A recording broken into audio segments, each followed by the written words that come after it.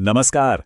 क्या एक e commerce business शुरू करने का मन है, लेकिन ये समझ नहीं आ रहा है कि आखिर बेचा क्या जाए?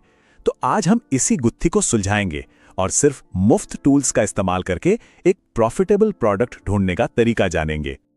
कई बार नए एंटरप्रेन्योर्स के साथ ऐसा होता है। वो बड़े जोश में अपना ऑनलाइन स्टोर लॉन्च करते हैं, प्रोडक्ट्स भी लिस्ट कर देते हैं और फिर एकदम सन्नाटा, ना कोई सेल, ना कोई ऑर्डर। ये एक बहुत ही आम समस्या है। लेकिन अच्छी बात यह है कि ये सब किस्मत का खेल नहीं है, ये सही रिसर्च पर टिका है। और आज हम यही सीखेंगे कि वो सही रिसर्च कैसे की जाए, वो भी बिल्कुल मुफ्त में। देखिए, कामयाबी का राज कोई जादुई ट्रिक या हैक नहीं है। ये बस एक सीधी साधी खोजबीन है, ये पता लगाने की कि कस्टमर असल में खरीद क्या रहे हैं। तो चलिए थोड़ी जासूसी करते हैं। हमारा पहला पड़ाव है Amazon, जहां हम उन प्रोडक्ट्स का पता लगाएंगे जिनकी मार्केट में डिमांड पहले से ही है, मतलब प्रूव हो चुकी है। प्रोसेस बहुत सिंपल है। मन में जो प्रोडक्ट आइडिया है उसे सर्च करें, फिर नीचे स्क्रॉल करके उसका बेस्ट सेलर रैंक ढूंढें, उस प्रोडक्ट की कैटेगरी पर क्लिक करें और फिर देखें कि उस लिस्ट में टॉप पर कौन से प्रोडक्ट्स हैं। और बस यहीं पर इस तरीके की असली ताकत दिखती है। एक छोटे से चेक से पता चलता है कि हैंगर्स की बिक्री सनग्लासेस से 4 गुना ज्यादा है। शायद इसलिए क्योंकि हैंगर एक जरूरत है, लोग बार बार खरीदते हैं, जबकि सनग्लासेस तो फैशन पर निर्भर हैं। सोचिए, एक भी पैसा लगाए बिना ये बात जानना कितना जरूरी है। अच्छा, Amazon से हमें डिमांड का एक मोटा-मोटा अंदाजा तो मिल गया। अब इस तस्वीर को और साफ करने के लिए हम अपने अगले मुफ्त टूल यानी फ्लिपकार्ट सेलर डैशबोर्ड की तरफ बढ़ते हैं।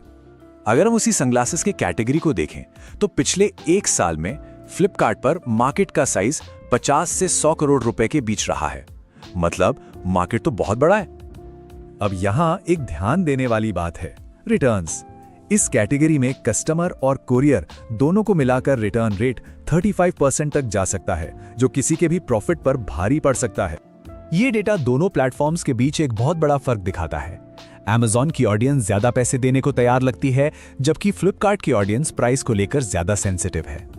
तो अब हमें पता है कि डिमांड है और मार्केट भी बड़ा है। अगला कदम क्या? ये पता लगाना कि हमारे कॉम्पिटिटर्स क्या कर रहे हैं, और इसके लिए हम इस्तेमाल करेंगे मेटा एड्स लाइब्रेरी का।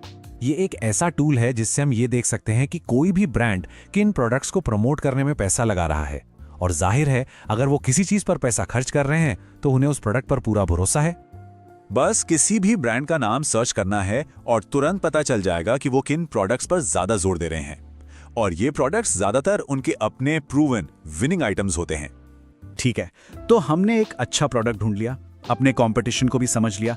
अब इस पहेली का आखिरी टुकड़ा कि इस प्रोडक्ट को सही दाम पर खरीदें कहां से। जो लोग खुद जाकर सामान ले सकते हैं, उनके लिए भारत में अलग-अलग प्रोडक्ट्स के लिए खास मैन्युफैक्चरिंग हब्स हैं, जैसे टी-शर्ट के लिए तिरुपुर या जूतों के लिए आगरा। और बाकी सबके लिए इंडिया मार्ट एक बहुत ही पावरफुल ऑनलाइन टूल है। यहाँ सबसे जरूरी टिप ये है कि हमेशा मैन्युफैक्चरर्स वाला फिल्टर इस्तेमाल करें। इससे क्या होगा, आप बिचौलियों को हटाकर सीधे सोर्स से जुड़ते हैं और आपको सबसे अच्छी कीमत मिलती है। तो इस पूरी रिसर्च को अगर हम एक साथ जोड़ें तो कामयाबी का फॉर्मूला क्या बनता है? ये सब कुछ बुनियादी उसूलों पर आकर टिकता है।